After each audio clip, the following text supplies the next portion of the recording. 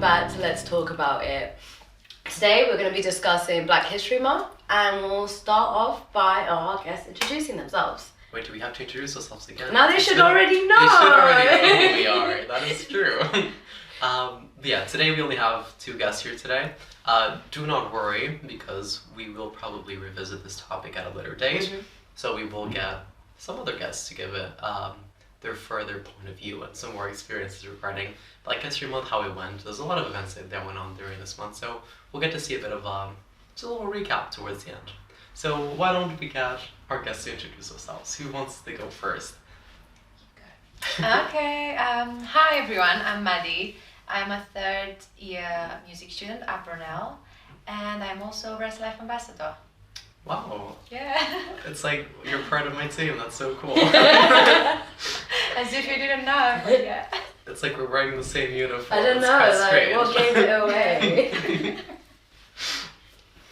So hi everyone, I'm Colleen Simon. I am a social worker. I am head of social work for Central and North West London Mental Health Trust, and I've been doing a bit of teaching on the social work course for Brunel. It's great to have you. That is quite the title. Thank you for joining us, both of you. Okay, so let's jump straight into it. What would you say that your experiences, either growing up versus now, would have been in terms of Black History Month? So, I guess your experience growing up, how it's been affected by society, because a lot of these things, even if you're not from a Black culture, a lot of these things still affect you, like a lot of how society is made. And education. And education as well. So, a bit about your upbringings, how it might have affected you growing up.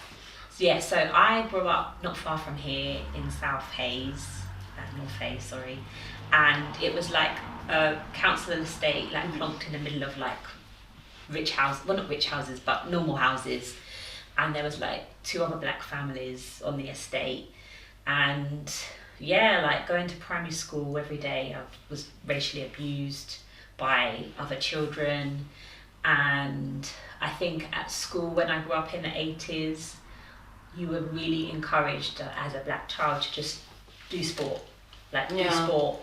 Like you wasn't really pushed or encouraged to do anything academic. So I think primary school was just really quite bad. The estate I lived in, it wasn't very diverse. It wasn't a very diverse place. Like stepping into Brunel and seeing like how diverse it is was a real shock to me. So yeah, secondary school was slightly better, still quite diverse, but again, not huge role models. And when I left school, I actually went to go into acting, and my mum was just like, well, name like a famous British Black actress. Yeah. And I was like, oh, Whoopi Goldberg. And she was just like, she's not English.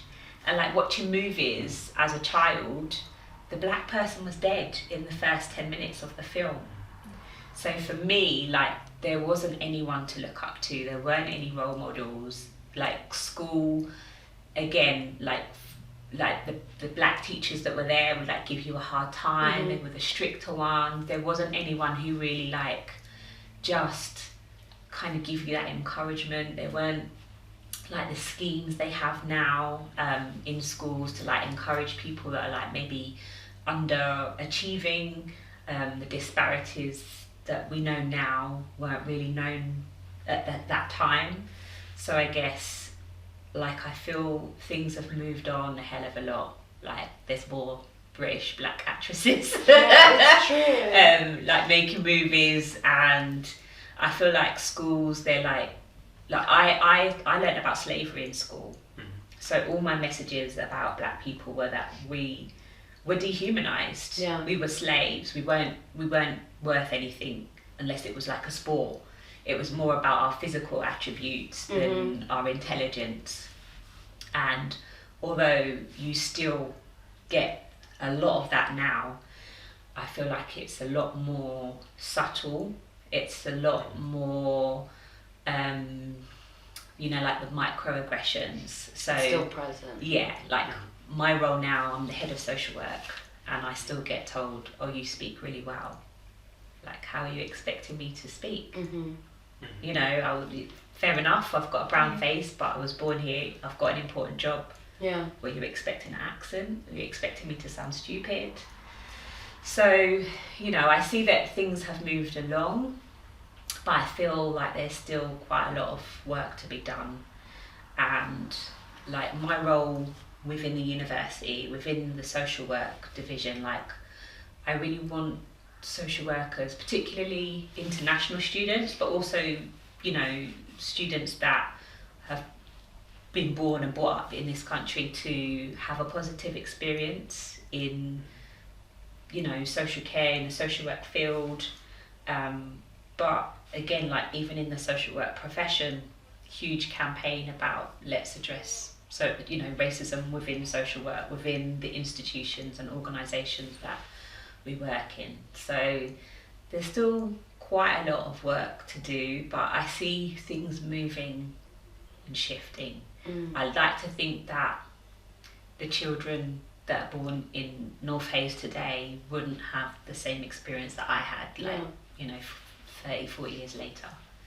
So yeah, that was quite a long-winded question. Answer. No, it's a good answer. It's interesting that you brought up within schools how they have the extra support now, and they have what do you call it? I think it's called ACEs. I'm not sure, because I used to work in a school, and they had that for kids, I believe, at ages 11 to 13. So it was kids from black backgrounds, and I remember one of my students was encouraged to go, and she just hated it, and I don't know why. She was a really bright girl, but she used to be like, oh, it's just for the dumb black kids, and I'm like, no, it's not, and it's horrible that it has this stigma, but it's like they're trying to, like, what's the word, push you to an extent, like you're doing different activities. Okay, fine, maybe writing poetry is not for you, but maybe playing basketball is, or maybe it's not that, maybe it's music, maybe, do you know what I mean? But it's that stigma that they have at such a young age, which I think is a shame. And like, you're right in terms of in school, in high school particularly, you learn about slavery, but there's so many other achievements that they should get taught as part of history, and it should be included in the GCSEs. Fully. That's what I think, because they haven't changed that. And it's the thing, like, it's not even just here in the UK, because I had the opportunity to have education in a lot of different countries during my life. So I did like my, I don't know the equivalents to the British ones, but like elementary school, I did mainly that in Portugal, and then I did middle school and high school in the United States. In Portugal, it was a thing, like, I lived in Lisbon, and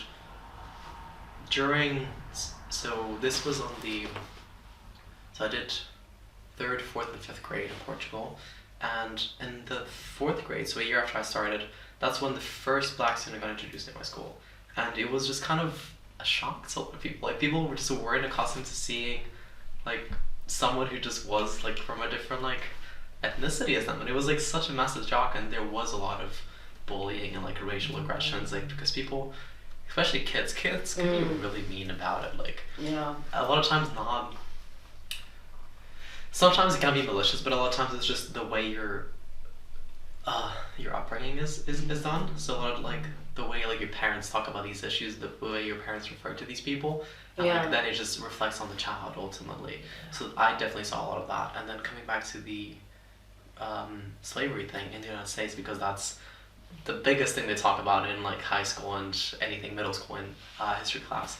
But it ultimately is what you both have said. It's just the negative sides of it, how it impacted, how people were just looked down upon. It's never about the empowerment that came out from a lot of the activisms and all the things that stemmed from these issues, which is kind of sad, because it's more than just, oh, these group of people were enslaved, they were looked down upon, they were treated like animals, and then we're kind of here today. There's been better things that's changed, but people did fight really hard, and there was a lot of, like, struggle to get to where we are today, and, like, those areas just aren't reflected as much in history. No, it's true. Which is, and in education especially, which is just kind of a shame, really, because there's so much good. And it's also how many years? Yeah. Huh? It's been so long. It has been so long, exactly. And, like, there's Exactly. been progression, but, like, it's just not enough. No. Mhm. And I feel like as a British society, like, we just don't feel comfortable talking about issues around race. Like, it's just the elephant in the room. It is, yeah. And I think for me, like pre-2020, like before all of that stuff came out with George Floyd, I feel like I was probably like quite whitewashed. I suppressed all of my racial trauma, didn't know what a microaggression was. For me, it was just a feeling like someone's looked at me the wrong way. Not the wrong way, but someone's looking at me funny, and it feels off. Yeah, it feels completely off. Or those throwaway comments, like, I won't realise were actually quite insulting or racist until like 10 minutes later, and then I've missed my opportunity to say, hey, that wasn't a nice thing to say, that didn't make me feel good. And I think it's just about like that empowerment, that movement during that whole period from 2020, during that pandemic, that people like researching on the internet, like, what do these statues mean, what do they symbolise, and tracing it back and realising, oh, actually, this isn't someone who should have a statue, this isn't someone who should be celebrated. No, it's true. So, yeah, there's been movement, but I still feel like in society, like the further up you climb, the more vulnerable you are to those subtleties. You know. But that's something you said about like not everyone's comfortable with having those conversations. As I've like gotten older, I'm more confident in speaking out and like, you know, saying, well, that's not right, that's wrong. But I'll have other people who are of colour be like to me, well, you should be used to that. You know, you're Asian, you're in your 20s, like, you know, what do you expect? And it's like, no, it doesn't make it okay. It doesn't mean I shouldn't talk about it. It doesn't mean I shouldn't say something. Don't say because of my skin colour I should be used to this. Exactly. No, you're also the problem then. You're also ignorant. And like recently, this is kind of in topic but kind of not. I went on holiday with my friend and she was Caucasian and we were in the queue to get through security. And my hair was in 2 plaits because I was out going away for 4 days and this is the easiest option for me. And she, you know, she looked nice, she was in a summer dress looking girly, and I was there in my boy shorts and a hoodie, like ready for this flight. And the security man was a middle-aged is being nice, he was an old Caucasian man, and he goes to me, can you take off your shoes, and can you take off your hoodie, and can you take off whatever's covering your hair, we're just gonna do like it's just a quick search, just a one-off. And I was like, you haven't done that to anyone else. So he's like, oh yeah, it's just a one-off. And I was like, really? Out of everyone else here, me, I'm the one-off. And he was like, yeah. I was like, so you're not gonna search my friend because we're going together? And he was like, no, just you a bit quick. And I just, in my head, I was like, no, he did that on purpose. That was not just a one-off little surprise, like, no, that like he saw me and was like, I'm gonna search her. Am I wrong? Call me out if I'm wrong. I don't think you are, because a lot of times there is that just implicit just racism. Yeah. Yeah. No, I fully agree. Like. And like she looked really uncomfortable. My friend did look uncomfortable, but I was like, I'm not stupid. And then she was like, you know, T, it is 7 o'clock in the morning. Just try and get on the plane first. I was like, okay. It's interesting, like, I went away with one of my friends and she just kept noticing, like, every time we go out, like, you're getting served, like, she was getting served first. She just clearly noticed the difference of getting treatment. And then, like, even my boyfriend, he's from the Caribbean, like, every time he travels in, he gets stopped by immigration. Like, I had to write him an invitation letter, like, so that they knew he was coming to stay with me.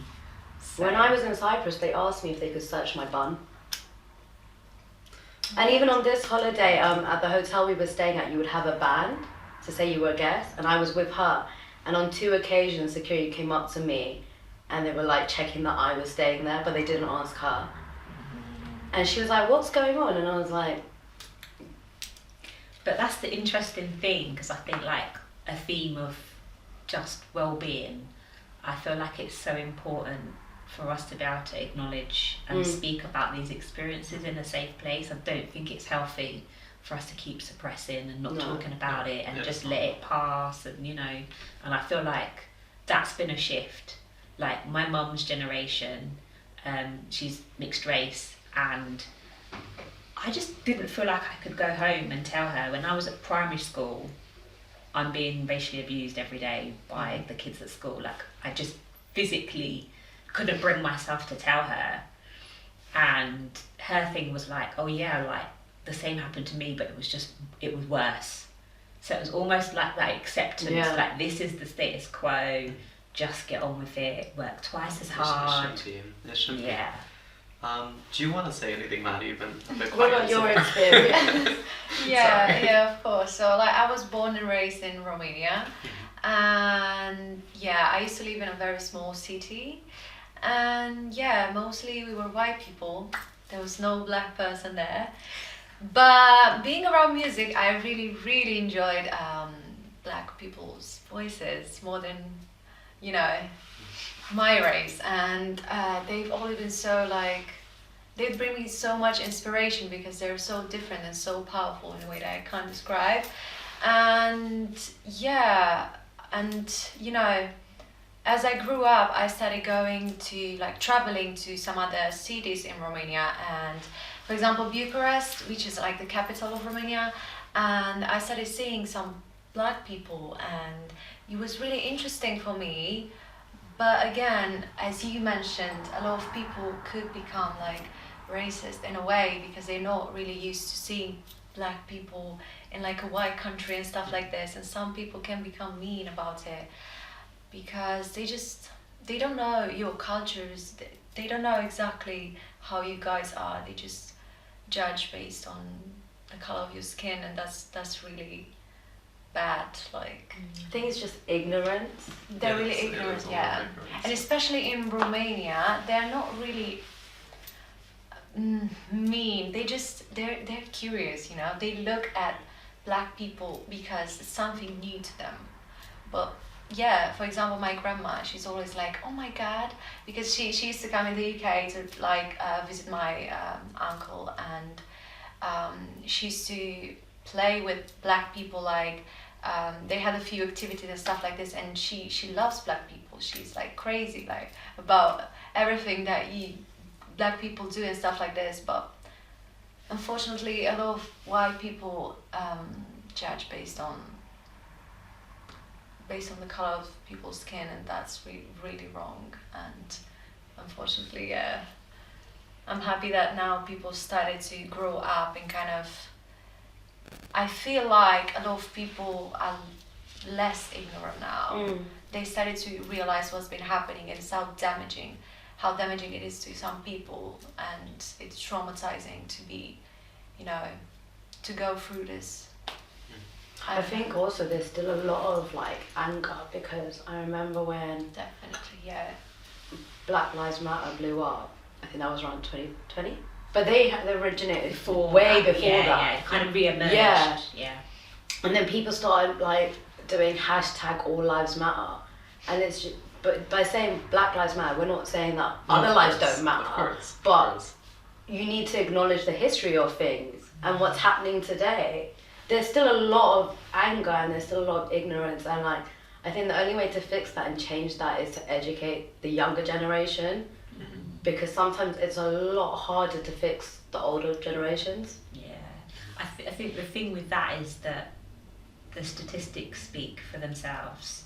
So we had all those statistics that came out about health inequalities with COVID-19, but also, you know, the disparities within the criminal justice system, the mental health system, education system. Like, all of these statistics speak for themselves. Like, I know there's a lot of people that are like, oh well, you know, there's not racism. If you want to succeed, you can, but the odds are stacked against you as even a person of colour. No, but it is true. Even in the UK, do you remember the each year in training for the RAs, there's always that one question in the ED&I training, which is how many, I think this was for 2018 stats, how many black like female professors are there in academia in the UK? Oh my god. And then what was the answer? It was like 33 or something like that. No. Do you remember? I don't remember the question being asked. Do you remember this from the training? No. I don't think we had that We question. should definitely have that, because I said it to everyone, so maybe you This just... year as well? This year, yes. So this was from, I think, 2018, 2019, and it was about 33 in the whole UK female black like PhD academics. There's there's a book called The Anti-Racist Social Worker, and there's a lady in there who says that, you know, like she'll go into spaces and people will fully expect that she's the cleaner. Like she'll walk into a lecture theatre and it's like, oh, you're the teacher. So there's still always kind of like, you know, how could someone that looks like you be a lecturer? That's so rude. Yeah, there's still that goes on. But I think also touching on like how people get treated differently. When I worked in that school, I'm not going to say what school it was though. When I worked in that school, I saw a few things. The way I would see Caucasian children in comparison to coloured children, the way they got disciplined or their repercussions for their actions was shocking. Because in my eyes, the minute that a child has something on their record, like they've been suspended or expelled, that does not go away. You don't get a clean slate.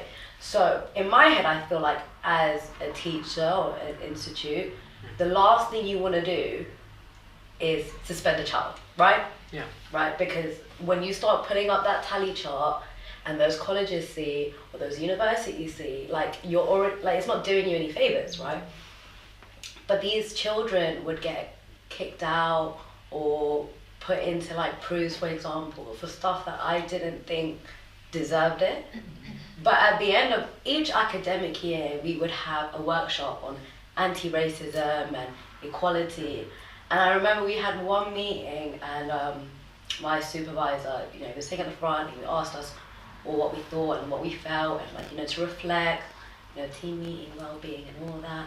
And no one said anything. And I was actually one of the youngest staff members in that team and I said, I just want to say we go on about doing all these trainings and being aware and educating ourselves, but the way some of these children get treated is so shocking that we're doing an injustice to them. And if you're going to sit here and say to us, how well have we done, like the pat on the back, use them as case studies and put, no, it's just, I don't know, for me after that year I was like, I can't be in this field because we're actually letting down these children. And it's not actually benefiting them in their future. It's already hard enough for us to get somewhere in our life because of our background. But with that on top, it's just...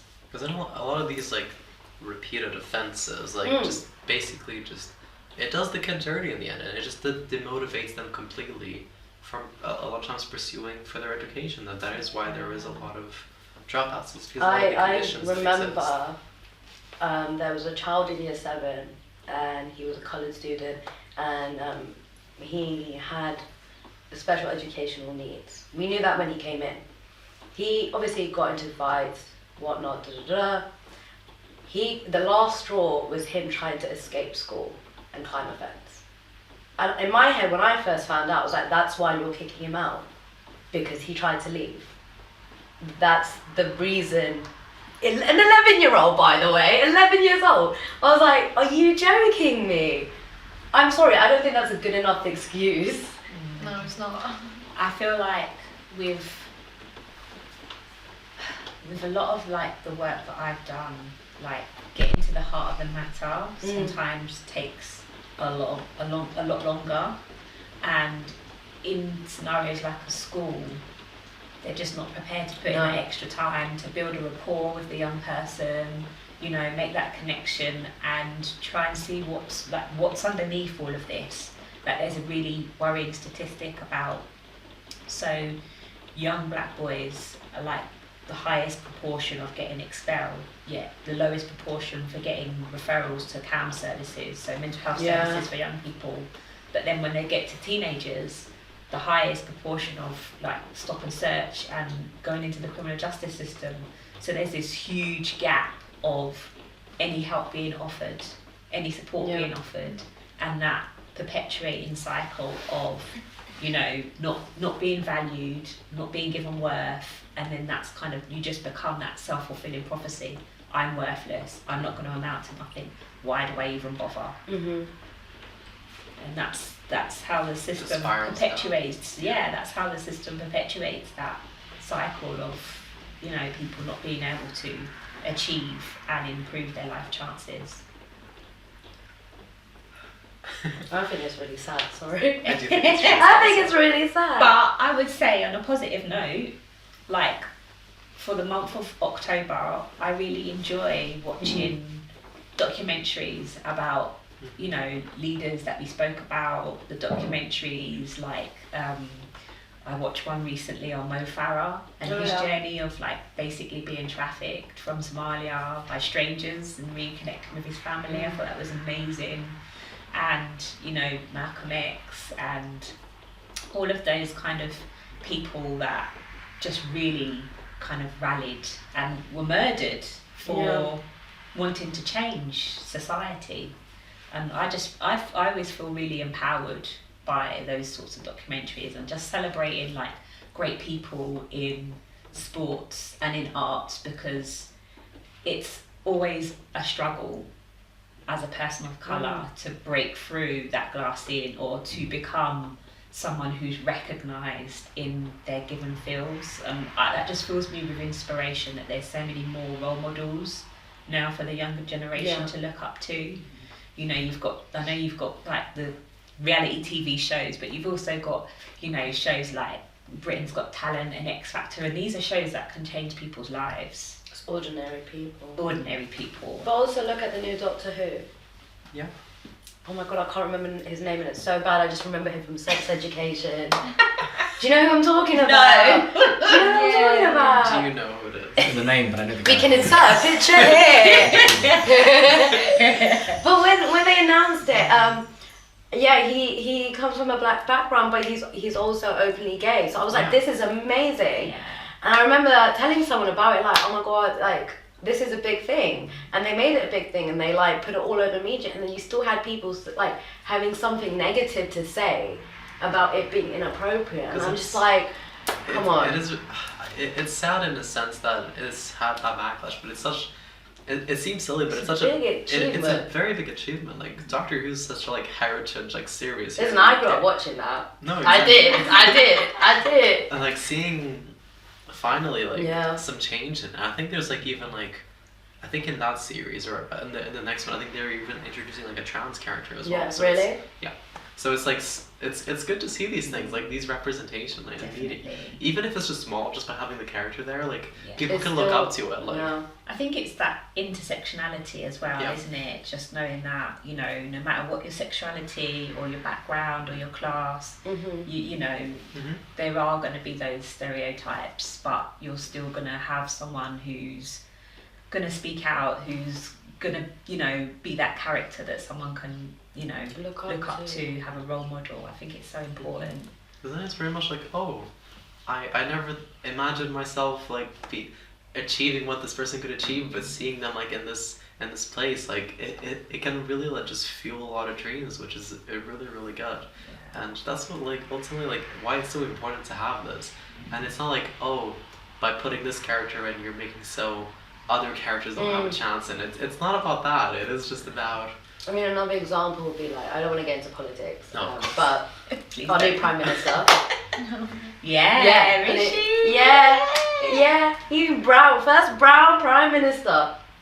That is something, Yeah. you know, like, there was a video recently of him at Oak Beach in Ibiza just dancing, like, but That wasn't really him, was it? That was, Was it a not spoof. him? No, that Was it not him? you mean? You were in the glasses, was that not him? I was there watching it, like, is that our Prime Minister? No, it's not him. Oh my it's like god. a meme of a guy like dancing. Like, Was that like a here's lookalike? guy. Yeah. Oh my god, because I was about to send this to someone, like, is that really him? No, it's not him. Can you imagine? Some people are allowed to have fun, you know. Yeah, there's having fun, and then there was that video. I'll send it to you later. That's fine. We won't go too much into detail here. No, but what I'm trying to say is, like, you know, he's brown. He's the first brown Prime Minister. That's a big thing as well. But I do feel like just like when a woman Prime Minister we've had, they haven't lasted. And I think one of the things for me is like the further up the ladder you climb, the more open you have to be to criticism. Yeah. Because everyone's going to be watching him now. You're making Yeah. yourself a public target. Exactly. Yeah. And I think that's so hard. Like, that's so hard, knowing that you've already worked hard, you've got to a certain point, but people are still going to be quick to tear you down. Like, I mean, it's 100%. not going to be an easy job. Props No. to him. That's not a job I would want. But I think as a brown person, we know, like, we all watch the World Cup. Mhm. Yeah. Penalties. We know. Yeah. We know that whatever moves he makes, he's going to be under real, scrutiny. Yeah, 100%. So I think that's just one of the things that is quite sad. The fact that you have to work so hard, but feel anxious about if I make a wrong move, it's going to be worse because So you're just Yeah. not affecting yourself personally. You're affecting all like this culture And as who you well. represent. Yeah. Who you represent Yeah. as well. Yeah. for sure. Can we talk about the World Cup for a second? Because it's interesting you brought that up, right? Only because I just want to say, prior to the penalties, the whole country was like supporting these boys, like to the core, And the minute they missed, the amount of racism they got was disgusting, and it was shocking because it was all over a football game, for one. A football game, but also even like Marcus Rashford, his what was it, mural, got destroyed. Did you got defaced? Yeah, for me, I mean, that just highlighted how racist Britain still was, and how much more work we needed to do. It was shocking. If you went on their Instagram, you would see like insult after insult after insult. But prior to the game, you were praising them. You were supporting them, and because they missed a goal, they made a mistake in their career, they got so much hate from that. Because that's the thing. I'm not saying it would be valid for them to do any of this, but like you'd think if they missed the goal, they would like criticize their just training or maybe like their physical capabilities or how whatever. They wouldn't just full on just go attack them personally because of their race. I thought it was so sad because after a few days, I think they all released a statement, and I'm like, they don't need to be doing that. They don't need to defend themselves. And I think the manager at the time took complete responsibility. He was like, listen, like they did their best, studied it. But I was just shocked by it. And poor Saka, he was like 19 at the time. He was a little baby, and like to wake up one day and have all that pressure and that hate, like that could have ruined his career. It could have. It could have ruined his confidence. Yeah, totally. That's what people don't see though, isn't it? It's that dehumanization. When people look, they don't see a person. Yeah. They just see this black sort of negative stereotype. Yeah. That's all that's seen, and I think it's like my thing is always about being authentic, so people actually think you're a real person, like you've got feelings, you've got a family, you've got hobbies, you've got interests. Otherwise, we just become that monolith of that negative stereotype. So it's hard, but yeah, I completely agree. It could have ruined him totally. But for him to have got playing for his country at 18, such an achievement. What an inspiration and a role model for young black boys. Yeah, and he's doing really well now. Like literally, he could have been there. Like, you know what? Screw this. Like, I give up. But he didn't. He carried on, and he's still playing. Yeah, I mean, I want to sort of say something a little bit controversial, because like we have Black History Month, but like in the BAME community, like you've got protected, like you've got like Romanian, you've got Asian, and I feel like for some people it's like, is this Black Lives Matter going on? Is this going on too much? Like when I'm delivering training and I know that there's other ethnicities and nationalities, I feel like, am I serving enough of that kind of like diversity? Should we spread it out a lot more? I don't know what your views are on that. I think yes. You think yes? Yeah, but I only started thinking like that as I got older, and I started experiencing certain things. Like for example, I think growing up, I went to about 4 different high schools. I lived in Sri Lanka for a bit, so I probably received like subtle racism. Like I was known as that Asian kid that hanged out with all the black kids. So firstly, I didn't realize like why that was such a big deal. For one, I'm friends with whoever I'm friends with, and then I remember my first high school sweetheart was mixed race, and I got a lot of why is this Asian girl dating someone who's mixed race, that going on, and then it was when I came to Brunel that I thought I actually had some racial slurs said to me, and I was a bit taken back because I was like, we're getting older here, surely this should be calming down. And then when I started working, people would be like to me, oh, you know, it's because you're young and you're Asian and you look young and you're small that you get spoken to this way. And I was like, there needs to be more awareness in equality in general. Like, it's hard enough being a woman, and it's also hard enough being a woman of colour. I don't know, that's my thought process. What do you think? Yeah, I think you should spread it more, because people need to understand exactly how that might feel for a black person to be put under that pressure. But it's not just about, like, what I'm saying is like All the minorities. I tell you a story. So I married a Romanian guy, and when I met him online, and he told me Are you serious? Yeah, I'm serious. And, I'm going to make jokes about that. And, but when we met, he told me he was Italian. And I was just like, oh, clearly I knew nothing about accents. There's but red I liked flag an right accent. there. And I was like, well, why did you, like, it all came out, and I was like, why did you tell me? Racism. And he was like, because like people have such a negative opinion of Romanians, and I just didn't have a clue. For me, I take you as I find you. Like, I don't see, you know, I miss international, like. Yeah. And I was just like, I wouldn't have had a clue, like, what a stereotype would have been around a Romanian.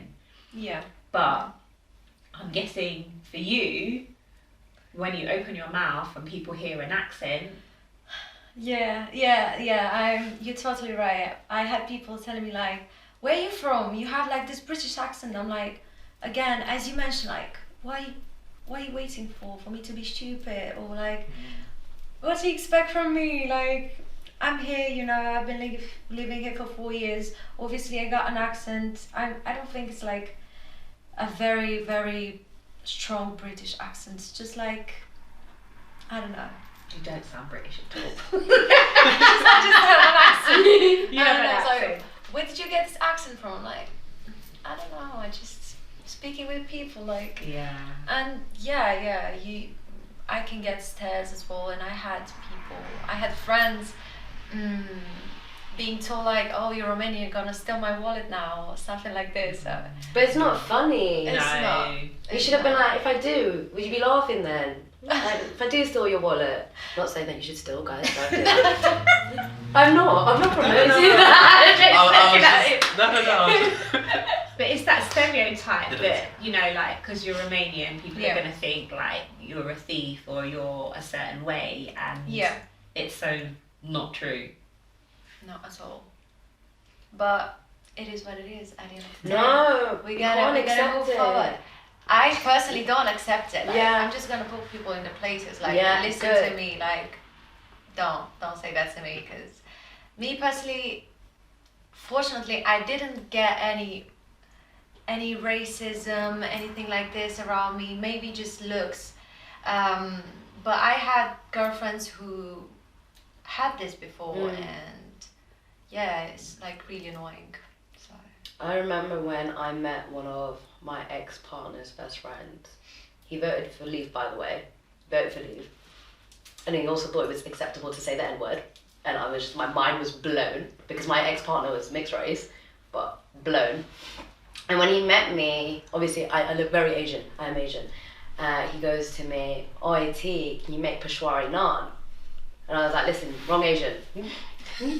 Got the wrong Asian. I'm Sri Lankan. We don't actually make Peshwari naan.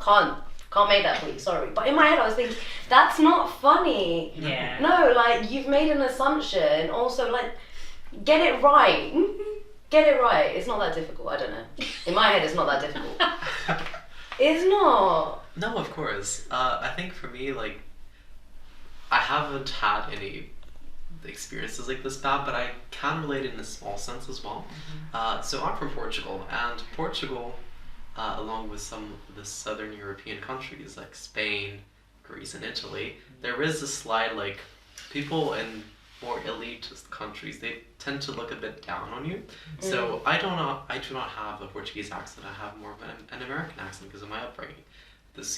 I've had instances where like as soon as I mention I'm from Portugal, I do start getting treated slightly different, but like in a bad sense. I've had that here in this country before, and that was like so interesting. Not interesting in a bad way, but I was like, I would never expect this to happen because I never had to deal with this before, and it was a very new experience, and it's a shame. It's a shame even just from being from a different country that they consider not as good. You will just get treated slightly different, which is very strange, but ultimately that's what then can escalate into a lot of the situations, especially with like Romania, even though it is a European country, there are a lot of bad stereotypes from Romanian people. It is very true. In Portugal, it is the main two like cultures that do tend to get discriminated against. It's either black cultures or Romanian cultures. That's the main two in Portugal, and it's gone to a point where it's so subconscious and implicit. People don't even do it maliciously or like realize. They think it's normal. They think it's okay, like saying these things or like acting this way, or just what's the word? It's not like downplaying, but like fully just treating these people less than what they should be treated, and it's so strange. But a lot of these cultures, it's just so like ingrained in the culture. People don't even realize they're doing something wrong. But I think, like, going back to what you were saying, like the role of media, and you know, like from the newspapers, from how different cultures are portrayed, it's almost like we're just socialized to think a certain way. Oh, definitely. Yeah, definitely. And it's like, how do we educate people that aren't just going to read a newspaper? They're actually going to interact with people and learn about life and about different people's experiences. And I feel like in schools, it does seem a lot more inclusive now. Yeah. Like, I know people have their issues around, I don't know whether they should have drag queens in primary schools or whatever, I don't know, but that's like, another thing. It's a different thing, yeah. But they're trying. But they're trying to do it's their like, steps. let's just accept people for who they are. If you know, Sam wants to come to school in a skirt, let's accept him in a skirt. And I think that's amazing. You shouldn't have to hide who you are. I think schools should be like, let's embrace people's individuality. We aren't all the same. We never will all be the same. So I feel that's a real kind of key, the decolonization of curriculums and learning different things about different cultures. I think that's really important. No, I fully do agree as well. Just coming back to that as well, because it just ties in like really well with the whole intersectionality bit. Because even just like the drag queen issue, like drag queens, like I think there was a lot of like history as well with the black culture as well, with like drag performances, and I find it very silly, like a lot of backlash because of it, like especially like with the younger audiences, because the art of drag isn't sexual in nature. But people make it out to be that way, whereas a lot of just an expression of it's art ultimately. So it is a shame that a lot of these like, in a sense, like performance arts are being like not allowed because of a lot of biases and a lot of stigma around a lot of different things, which then comes with intersectionality. Like it's not just one thing in the end; it's a lot of things. I think it's like ignorant parents thinking, well, what if my kid wants to do that? Well, just seeing someone's not going to make you suddenly want to be that. Do you know what I mean? Or even if it does, like, so what? That person's doing something they're passionate about or that they would enjoy that they might not necessarily have thought about. Do you know? I just think, why not like just enhance that creativity and individuality in young people? No, it's true. That goes to my point. I want to get this right. I follow this page on Instagram. It's called the Black Curriculum. Have you guys heard of it? Yeah. So they basically, like, they're an organisation. They do like workshops, assemblies, teacher training, speaking in schools to encourage the students from quite a young age, to be honest with you. And like it's actually quite interesting because when I follow them on Instagram, they put up like posts every day, and it's quite inspirational, and you learn something new.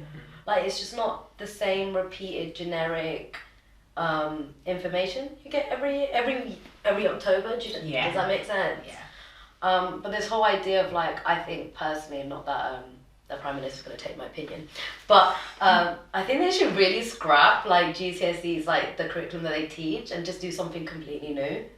I don't know. That's my opinion. They should do stuff that's more inclusive. No, But then I feel like, are the young people of today equipped for everyday life? Because, I mean, how often am I using my physics skills? But do you know what X is? Can you find X? I'm doing it every day. Yeah, I was going to say, depending on what field you specialise in. Rocket engineering. Yeah, I know. I knew you were going to say that. You was going to say that. Yeah, I use that. I'm a physicist. No, I use of that. course. But then for me, a lot of things, for example, in like literature, a lot of things, I never use that. Like, what was the thing? Like, I really wanted someone to teach me like how to figure out my taxes properly. What if it's always the taxes. Yeah, That's always the argument. or like my bills, or how much I need to save, or like how do I buy a house? Yeah. But what about emotional regulation? There you go. Like, how do we take care of ourselves as human beings? Yeah. It's true. How do we show ourselves compassion and people around us? You know, when we're having a bad day, how do we ask for help? How do we be vulnerable? How do we have a healthy relationship? And it's kind of sad because even just society-wise as well, there's a lot of sometimes stigma to not be vulnerable, to not get help, especially for the people like male identifying people, which is something we'll cover some of the time because I do know that as a topic we need to cover. But it is an issue, and it's sad because if there was more general awareness, education growing up, I think people would not have as hard of a time just coming out with a lot of these issues and seeking out help. So it is, and this can apply to just about having those conversations. It is, yeah. And a lot of our messages stem from our cultural upbringings. Like, I could never feel like I could really express my emotions. Yeah. Like, I would cry, but it took a lot for me to actually dig out what was wrong. And in certain communities, mental health is taboo. It don't exist. Like, I remember saying to my Romanian ex-husband, not married anymore, but I'm feeling depressed. And he'd be like, you never complain when things are good. I'm like, Why would you complain that things are good? Thanks for that support. Really nice. But different cultures, they deal with things differently. And actually, Definitely, do you relate to that? I do. But it's like this whole I've got to be tough. I am man. I'm provider. I'm gonna work like a dog. It's hard. It's hard. Yeah. Wait till you're late. What were you gonna say? So my cousin used to tell our grandparents oh my god, I feel depressed. What depression? What's that depression? Go out and help your grandfather do something. And I'm like, okay, yeah. It doesn't work like that. It doesn't work like that, but cool. Have you tried getting some sunlight? Is that what it is? Yeah, that's something to do. But I recently joined a book club, and reading stories from Black authors that covered different areas has been really nourishing for me, because I felt like growing up I didn't have those books or that sort of those role models to relate to. Yeah. But actually reading stories similar to mine has just been really nourishing and a really positive experience, because they're Black authors. So it's kind of supporting that community, but also getting that nourishment as well. So I found that really, really Do you have any nice. book recommendations in that sense? So there's a book that so the first book we read was called Here Again Now. Beautiful story about two British-born Nigerian guys that were gay, and that intersectionality, and it was just beautifully written. And another story that we just finished reading was called The White Tiger, which is a book, but it's also a show the film on Netflix, and some stories by Leonie Ross, who's just really out there, but an amazing writer. And we read a book by Toni Morrison, which is also mind-blowing, but that kind of brings in mental health as well. Yeah, so amazing books that are just really nourishing, and yeah, just help with processing and thinking about things on a deeper level. I think we need that sometimes. No, we definitely do. We definitely do. You're so nice. No. staring at me. No. I will say though, this happens to me a few times. Mhm. I will just get so invested into conversation. I'm just thinking. I'm processing. I'm not even thinking. Like head empty, no thoughts. Yeah. I'm just taking it in. No I thoughts, find it just really, vibes. yeah, I find it just really interesting because I have no argument, no thoughts right now. But No, but it is okay. really interesting. I'm pretty and I sure. love to hear about these things. No, I'm pretty. Oh, I could be wrong actually. Correct me if I'm wrong. But there were two girls that either went to Oxford or Cambridge, right? And they were from a black background, and Stormzy basically funded their education to go. Did they not end up writing a book or something? Or am I? No. Is it Keisha the Sket? No. Oh. I don't know what I was in school. I saw that book, and it had something like Murky Productions or Murky something, and I was like, oh. The story behind that is basically, I remember being in high school, and I think it was either Facebook at these times. I mean, I shouldn't have had Facebook when I was like 11. I don't know how that happened. But there was a girl who used to like write chapters and chapters of that story, and it was like all over, like at least West London. Like all the girls were reading it. The guys even knew about it. And we'd like get it on our BBMs, and like we're like on our Blackberries, like reading, scrolling, like it was a big thing. And I think what's happened is he's actually what's the word, publishing it. Oh right, Yeah. it's his own publishing. Yeah, it's gonna actually become a book. A film maybe. Is it a film? No. Oh my god. It's already a book, so is it going Is to it? become a film? Yeah, it's a book. No, but I mean, from what I remember, it was like uploaded on Facebook. She actually It's changed. actually a book. I don't know if I should read that anymore, you know, to be I honest. think you've read enough. Yeah, I mean, way too much. But I think stuff like that's amazing because like he's giving other people those opportunities, but it shouldn't just be him. Yeah. Like there should be like if you can, why not? I don't know. That's just my opinion. So there's a campaign. So for Black History Month, the campaign is like action. Like we've spoken enough. So forget the words. Let's action. And being anti-racist is about every day, like becoming an ally or consciously challenging racism within organisations or on a personal level within your family, whatever. And so I work for the NHS, and we had this workshop, and there was a lady there who said something really beautiful, and it was lift as you climb. And it's actually about as you're progressing in your career or whatever it is you're doing, you help others, you uplift other people so that they can benefit as well. And I think that's just so beautiful that you can, once you're in a position of power and you have money and you have influence, that you can like bring up other people, you can raise other people up. No, it's true. I agree. One thing I wanted to tie in with what you said as well, about just the whole anti-racism thing. Yeah. It doesn't come from, because this is something I really enjoyed, which we could have had a bit of more talk today with the anti-racism officer, but we're going to have her some next time. I learned so much talking to her, especially with the whole like anti-racism doesn't come from just flat out not being racist. It's learning how to challenge these beliefs, how to confront a lot of these things which you've taken for granted and just in your upbringing just you think is normal, but then a lot of times it can lead to like microaggressions, there's some other ones. Unconscious bias. Yeah, unconscious bias, yeah. And I found that so interesting because a lot of times people are just, I think I'm not gonna quote her because you might have not been exactly how she said it, but everyone is racist.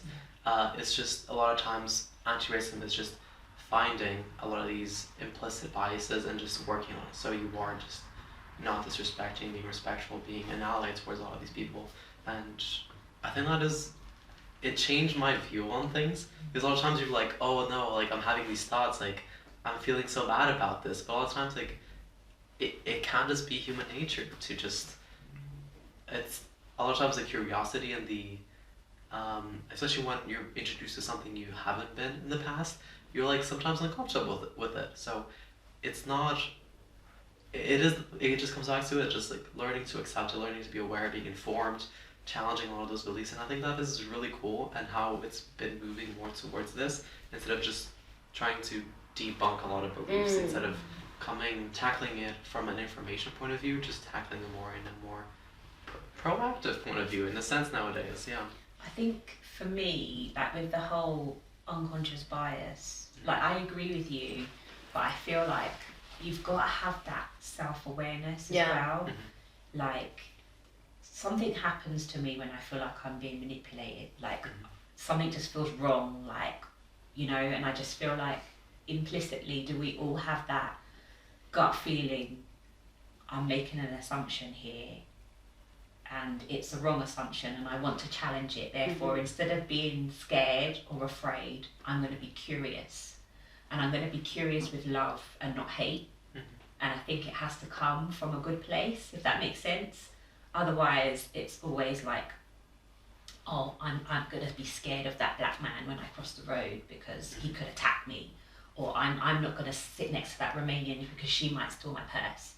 Do you know what I mean? I know I'm simplifying it, but I feel like, you know, do enough of us have that innate ability to recognise I'm uncomfortable, let me take a minute to figure out why, or when someone challenges, put your hand up and say, you know what I said was totally wrong, like, you can't make, what was it, the Peshwari Noun or whatever. Peshwari Noun, yeah. Peshwari Noun, like, I don't like Peshwari Noun. I was totally wrong to make that assumption. I'm really sorry. Do you know what I mean? Just but that realization. It's up to like the individual if they even want to do that. Yeah. You know, exactly. you cannot force people to change or force people to reflect. Sure. They should. But like, for example, say you're in a work setting and you're getting anti-racism training. Unless you actually want to improve as a person, even within your profession, that training's gonna go in your head and out. No, of course. Do you know what I mean? I do understand what you mean, but at the same time, like, I feel like it comes a lot of times from a place of ignorance. It's not that they don't want to challenge it, or it might just, sometimes they just need a reality check, and that can then lead to having those thoughts, because if you haven't been yourself challenged upon your beliefs, just people just reality checking you, you might not even think it is even a bad thing. So that gut feeling might not even be there because they don't associate it with a bad thing, because for them, they might not be wanting to be malicious, but it's just the way that they might have been wired and raised. So they don't even see it as a bad thing, but then when they are challenged in that sense, it's like, wait, like, just take a step back and actually look at what you're saying. Like, are you actually like, comfortable with saying these things, or like acting this way? And then I think that can lead to a lot of questioning from the behalf of the person, and then actually realizing a lot of these things that they are doing. So sometimes I do think it comes just from a place of ignorance, not from a place of malice. But at the same time, like, it can't just they can't just not be even wanting to change. They might just not even see a problem with themselves. They might just not see a problem. But sometimes you do need to bring light to some of these topics to actually click in people's heads. Because it's not that they don't want to change, it's that they haven't been given the opportunity to change in a sense. I think that's where we have to step in, isn't it? And just be that kind of mirror. Do you understand, like, what you've said has upset me, and this is why? And then see if there's any change.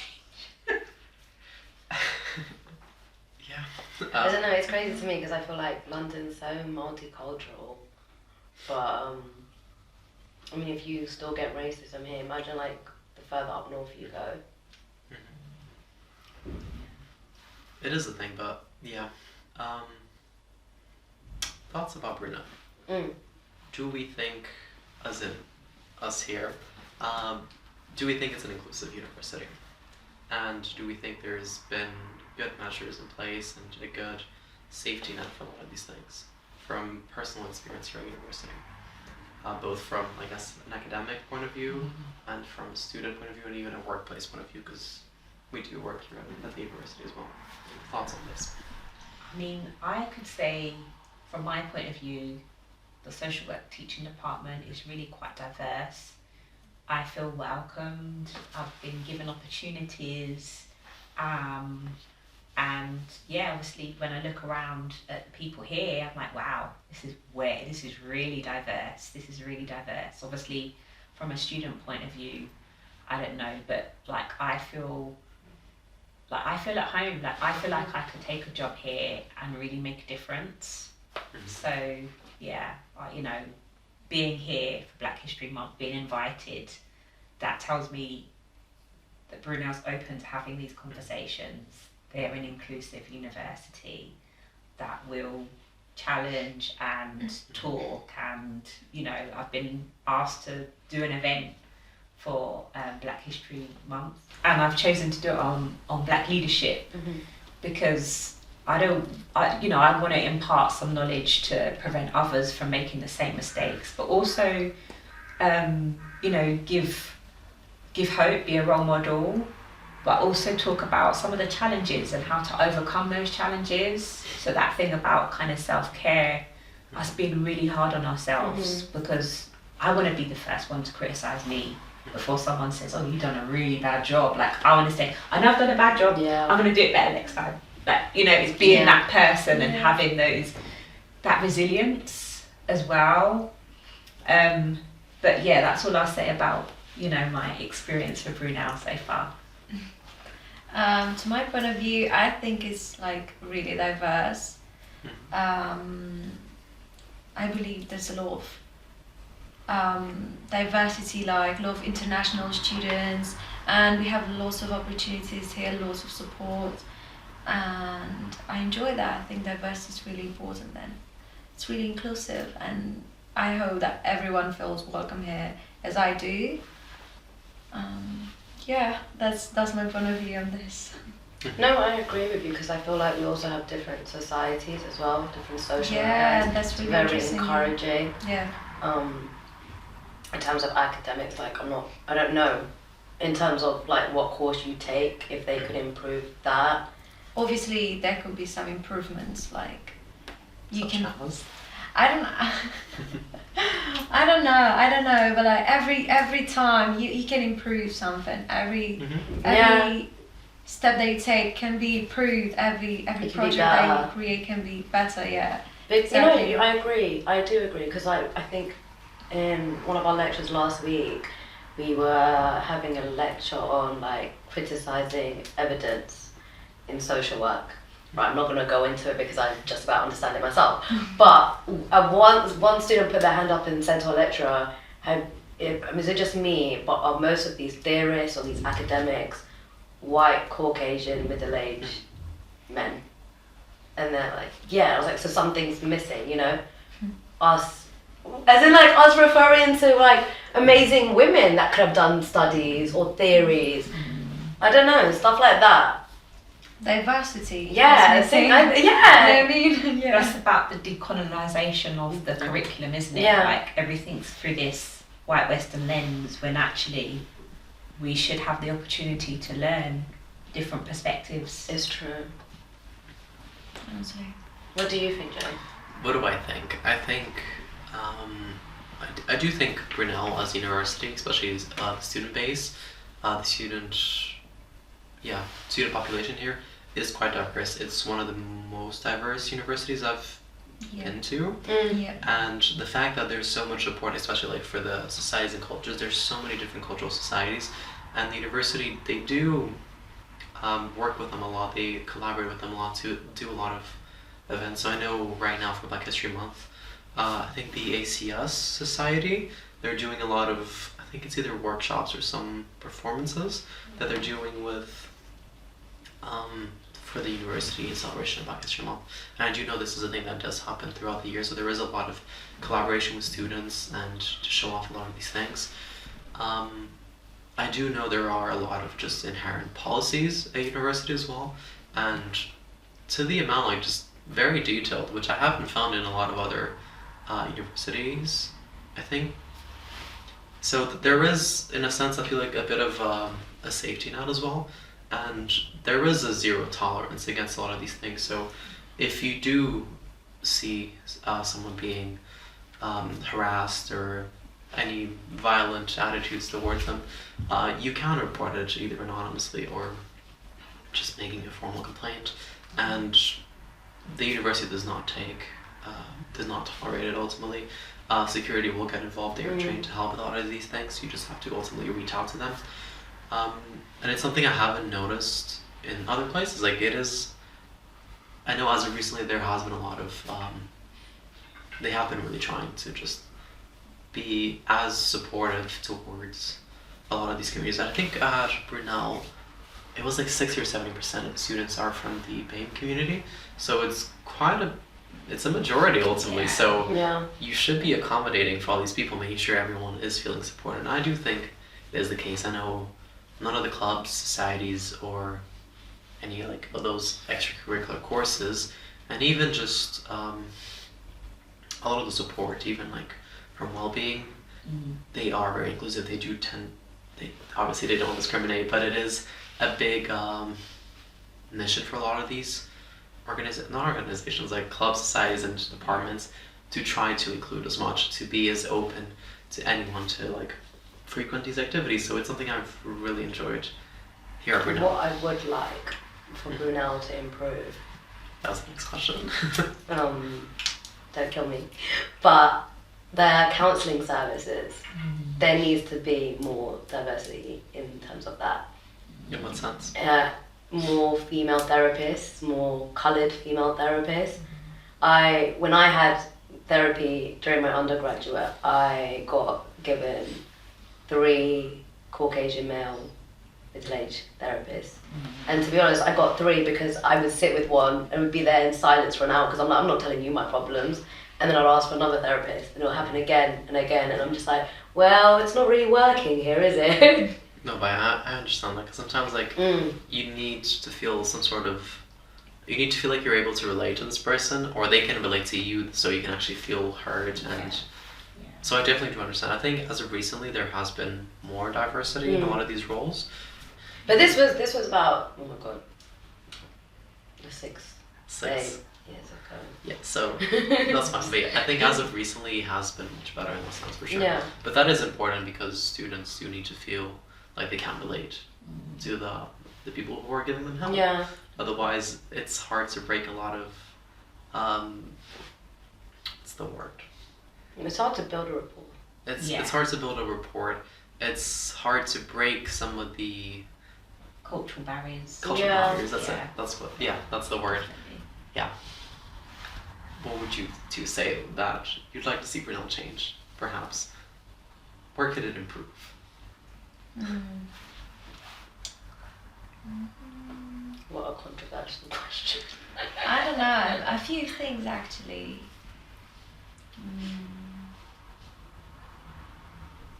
For example, when it comes to living on campus, they could like improve, I don't know, the furniture and everything on campus, because it's like kind of getting really old and students don't have the same, conditions that they used to, especially Isambard is quite well, and then the other ones are not really good, and maintenance is not so responding to some of these things. Interject. So just asking, this was more towards the topic of diversity, equality, and all that stuff, not about campus facilities, but I do agree. But that is I think the whole university thing. Yeah, but you know what? of She course. could be right on that, because I do agree. No. If you think about it, If I think about if it. you think about Yeah. it, people that can afford the fancy accommodations, That is true. yeah, That is a really good point. get the fancy sofas and the room space. But if you can't afford that, Yeah, but it's still like an issue everywhere on campus. Like they have issues with like hot water, even in Isambard, like the heating system and stuff like this. And yeah, I think it's kind of difficult for some students to sort this out. And yeah, but in terms of diversity on campus, I think it's going quite well so far. They tryna implement new ideas. They tryna, you know, step forward each year, because I guess they kind of learn from their mistakes. And yeah, I think it's going quite well. Obviously they could do some more activities for us to feel more included. But other than that, I think it's quite good. Because I'd say one that kind of mixes between two things. So one thing that you just said and one thing you mentioned prior, including a lot of different cultures as well, like not focusing on like certain, like obviously Combining them. No, of course, exactly, combining to give much more awareness and much more spotlight to a lot of these other cultures that might be a bit underrepresented. Definitely. I do think obviously it is important, and it is Black History Month, and so the spotlight is on Black culture and Black people. But ultimately, it is a thing. Like obviously, this ultimately as well is important because of Black Lives Matter movement, which is topical. But at the same time, we shouldn't be forgetting about a lot of other minorities that might feel underrepresented. That's definitely what I'd say. Kind of links up with what you were mentioning a bit, but that could be a bit more improved in that sense at university, because sometimes there is a bit of that spotlight and people do tend to be left behind, which is a bit sad, because you might feel like, oh, this culture is getting so much support, but like, what about me? Like, Yeah.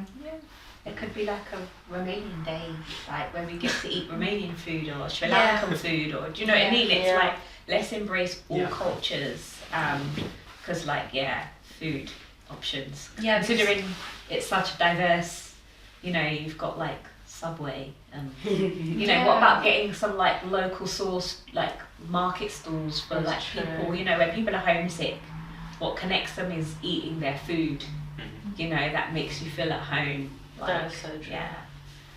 So Yeah. that is a really good idea, for sure. Actually makes me hungry. sorry.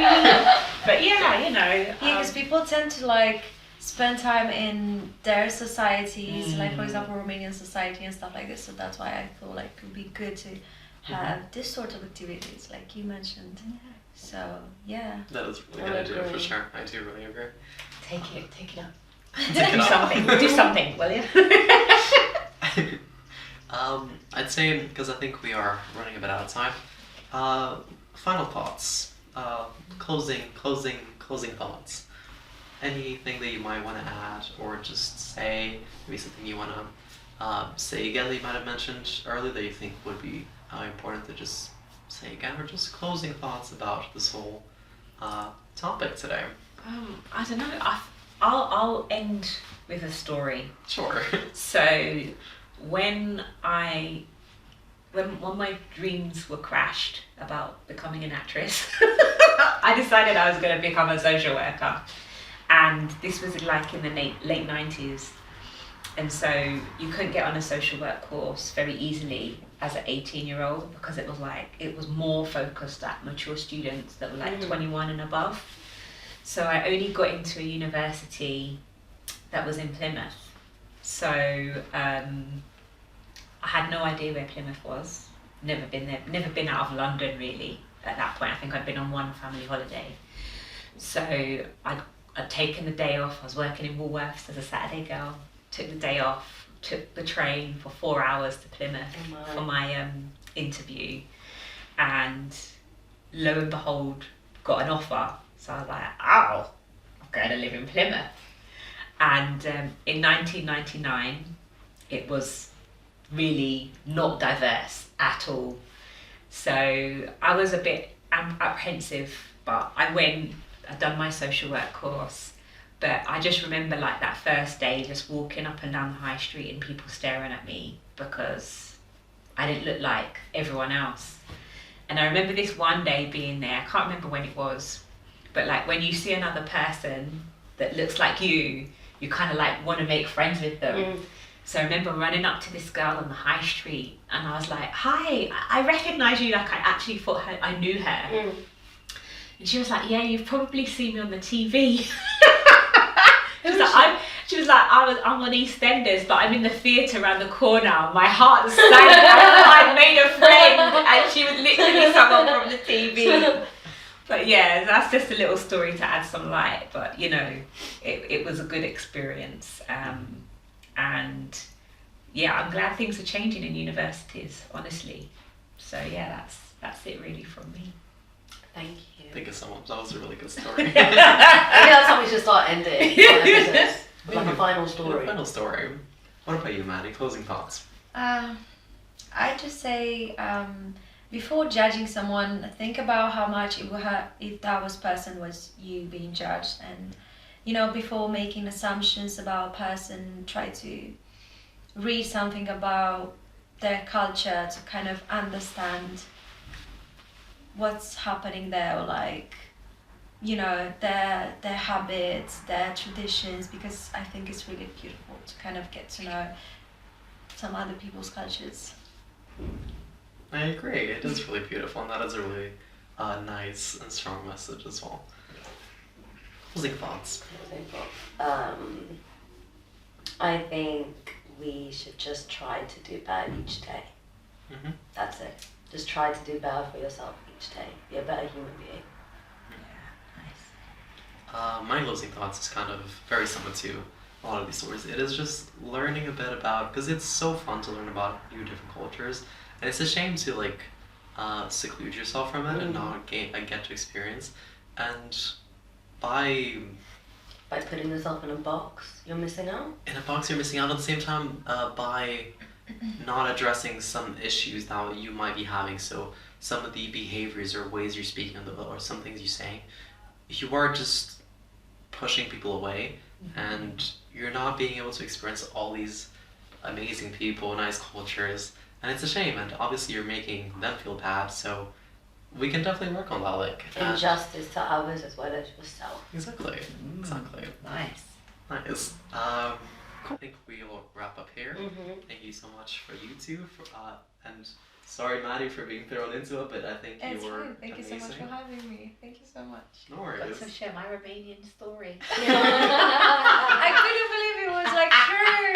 I can't believe he said he was Italian and then actually wasn't. Oh my god. Yeah, but it's true. Like racism is like. Yeah, he was from Bayamare. Do you know where that is? Oh yeah, I do. It was so funny, like the first time I went, it was like -21. I was like, where the fuck Oh am my I? It's god. cold. It's really cold. That's Do you know I'm black? Is it snowing? Yes. Oh, no. Was it snowing? It was -21. Nah, I can't. I was like crying. Where am I?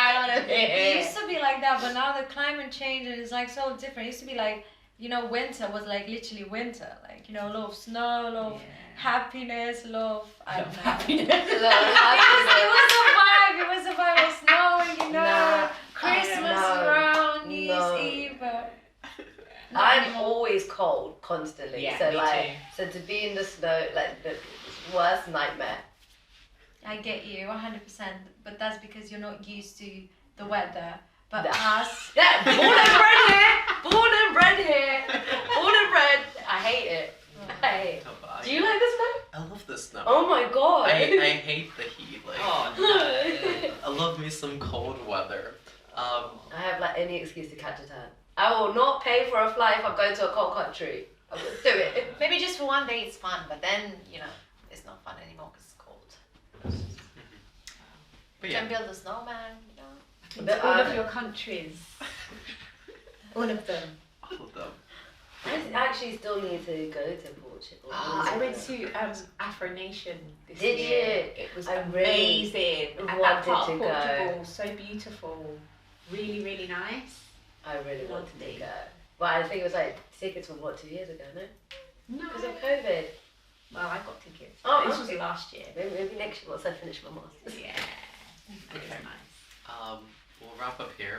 What about I thought we wrapped up already. No, we're still going. Oh, sorry. But what about the links? I So forget. I'll say we're definitely going to have another episode as a wrap out to a lot of these events, and maybe you can let us know how your event went as well. Yeah. So we should be filming this probably in November. I don't know when this is going out, but Obviously soon. Obviously soon. But yes, so we'll have a little recap and a little talk with some of the other participants and some of the other people who were key in a lot of these events during this month. So we'll get a little recap on all of this, and I think another topic we're going to be discussing towards the end of November or December will be to do with male well-being. So that should be fun to talk I about. knew you were going to say that. So Look cool. at us. Really cool. But yes, do you want to say the links and all that? We are going to attach the links here for our Spotify and here for our Instagram and any other ones? We have a YouTube as well. Yeah, this is gonna be on it's going to be YouTube. sure. Yeah. If you could like and subscribe, that would be great. We're gonna put our email here if you want to email us and take part in Hit these the episodes. notification bell if you want to be notified. Yeah, that would be great too. And thank you so much for joining us. Thank you. And My we pleasure. hope we'll having be us. able to have another conversation and give platform to this. So And thank you guys for listening. how'd you end it? What did you have to say to end it? Do you remember? Oh my god, no, why? What was there a thing that I used to say? It was just the title of the podcast. Let's talk about it. Let's talk about Let's it. talk about it.